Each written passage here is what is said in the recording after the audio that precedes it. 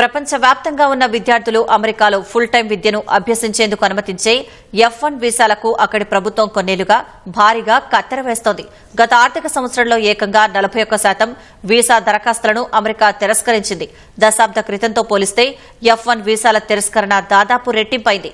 America విదేశాంగ శాఖ గణాంకాల ప్రకారం 2023-24 ఆర్థిక సంవత్సరంలో F1 వీసాల కోసం 6.79 లక్షల దరఖాస్తులు రాగా అందులో 2.79 లక్షలు అంటే దాదాపు 41% దరఖాస్తులను అధికారులు తిరస్కరించారు.